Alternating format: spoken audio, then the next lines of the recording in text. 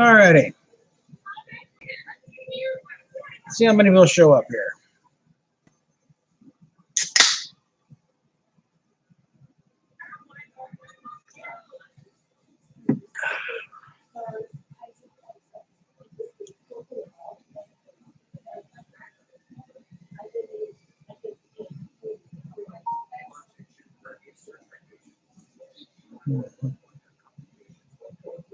All righty, we got a couple in already. All right. We'll wait till a few more folks show up before we start getting any subjects going here. But Real Record, yeah, saw the Dark Phoenix trailer. Nah. Oh, a hi from the UK. Okay. I'd love to get back to the UK one of these days. If I go back to the UK, I ain't coming back. I'm staying. I can get myself to Oxfordshire somewhere, take a little family history. It's like, I ain't coming back. You know, I'll consider my family's experiment in the Americas, to be at a conclusion. So. Oh. Yeah, but we got some things to talk about, I think. And we got the Dark Phoenix saga. We got CBS being idiots over Stage 9.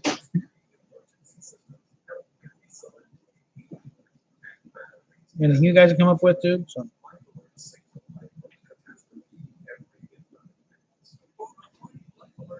Oh, well, that's true. What are CBS not idiots? What? I mean, generally, I think as far as marketing, CBS has probably done more right than done wrong. But what they've done wrong, they've gone seriously wrong. Let's see what we got here so far.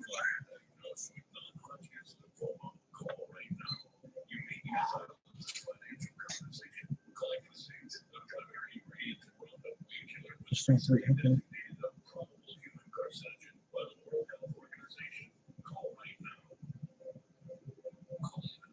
Yeah, I mean, when CBS got it, you did see the merchandising kicking a little higher gear. I think.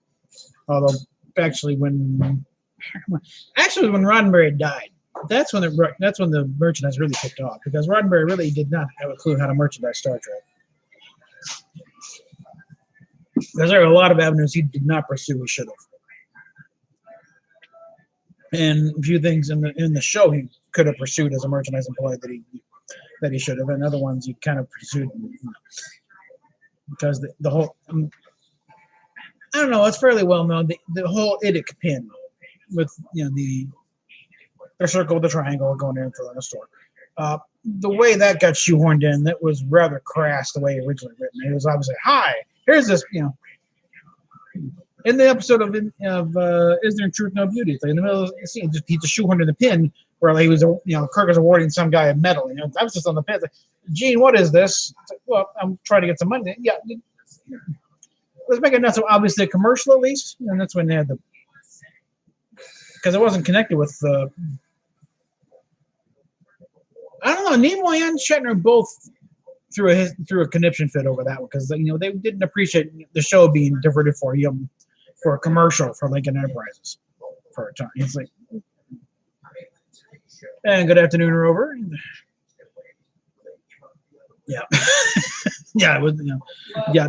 One time about when Roddenberry came up with the IDIC badge, as actually there's a memo earlier, about a year or so earlier, by the museum about there should be some sort of symbol, because he was rather, you didn't like in Return of the Archons. That would look kind of very plain. There was no unifying kind of signage. And then in the text of the memo talks about there's kind of something with a circle and a triangle coming together with something. So it's kind of a proto thing there. But yeah, it's like Roddenberry his initial instincts sometimes are a little off, but if you push him hard, he could come up with something good and turn it into the whole concept of IDIC, and if you look at it, you got two very disparate things, a circle and a triangle, coming together and forming a little jewel, something unique in the middle. So it's nice little symbolism there, but the way he came about it was very haphazard. It was just a tacky little pin originally. It's like, here we go. And now back to our story. Now that we're showing this commercial for this pin, you're going to order from Star Trek Enterprise.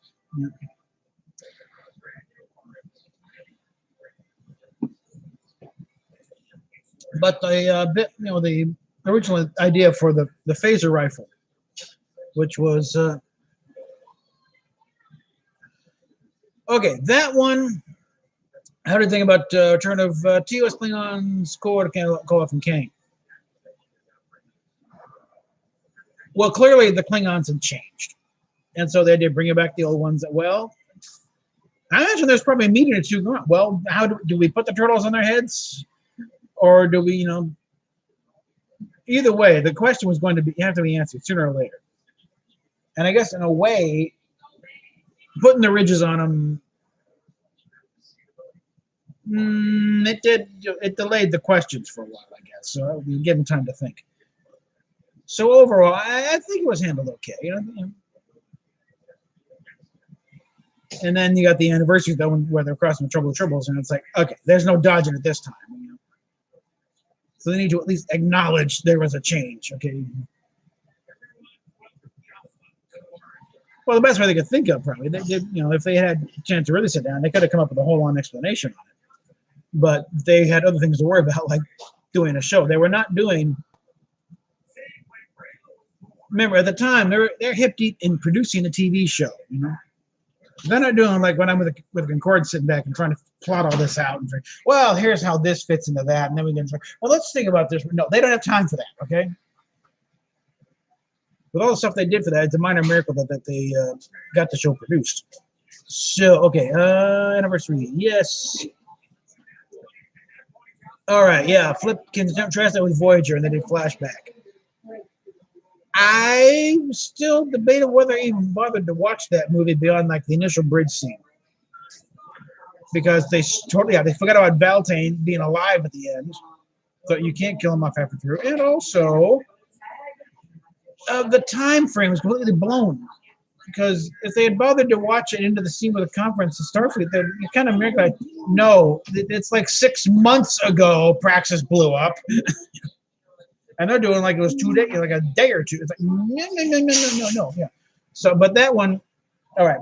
How that's going in the Concordance when we do the Voyager episodes, I mean, clearly this is a much, Tuvok's memory is being messed with rather mightily. And that's how, how normally a rather infallible Vulcan memory was being messed with that alien virus creature. So that's how that's going in. Oh, Cram. Where is Cram Band?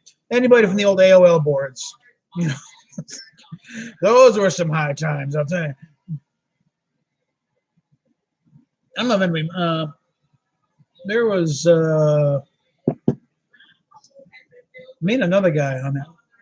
I should look that up, actually. But we need another guy on that did a script where he brought back Kirk and Spock and Scotty on the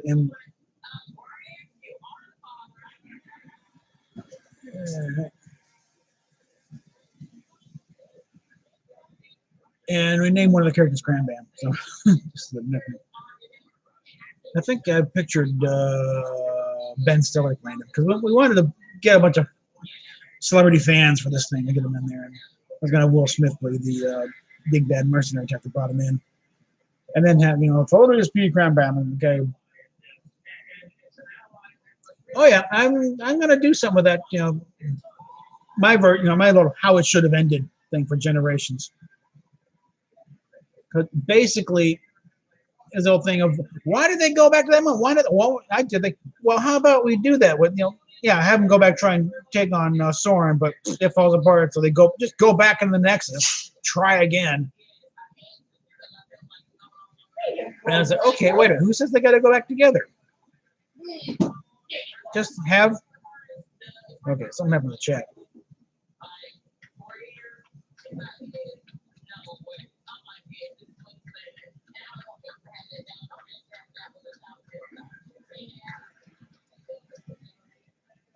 Okay, I'm not sure if I would have handled Enterprise much better than they did.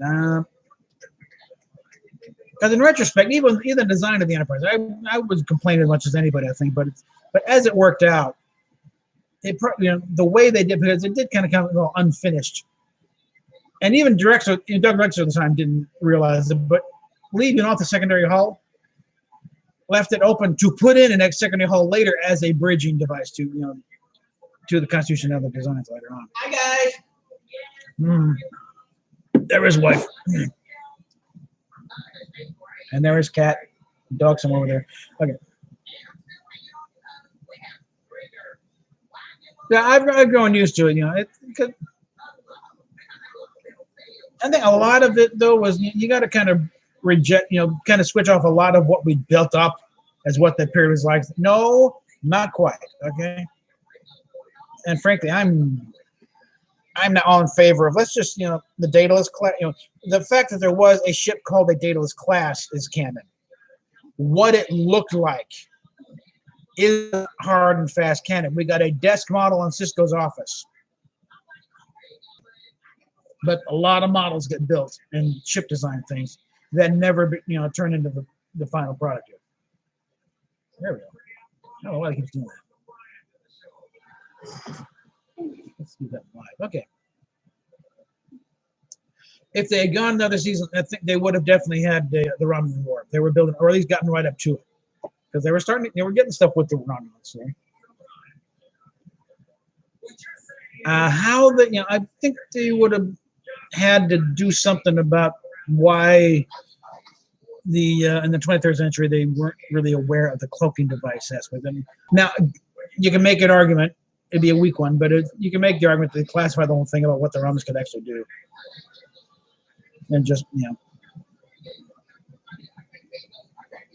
But yeah, the Romulan, that could be massaged some. That could, it could be worked out. It wasn't, it was irritating, but again, the original series had some rather serious contradictions too that had been massaged. And frankly, in the massaging, you can really build up quite a texture, the backstory. Because like Kirk's backstory on first pass through, has some realizing, what looked like contradictions. But when you try and mesh them all together, then you can come up with a pretty complex backstory to explain all this stuff.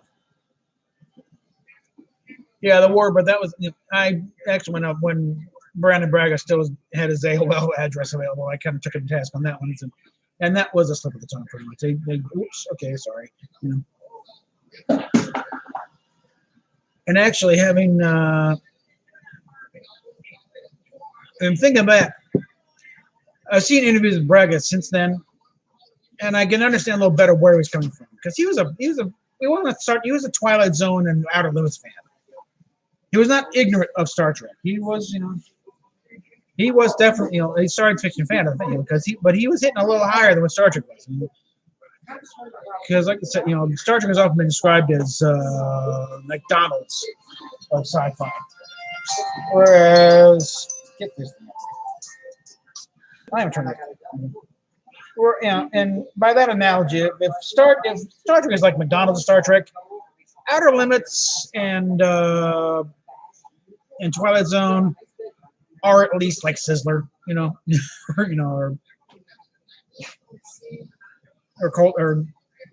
Country Buffet, a little higher up in the scale. We're not talking Rendezvous with Rama, but we're still talking, a little more demanding than just all of it, big and double subplot, the side of special effects.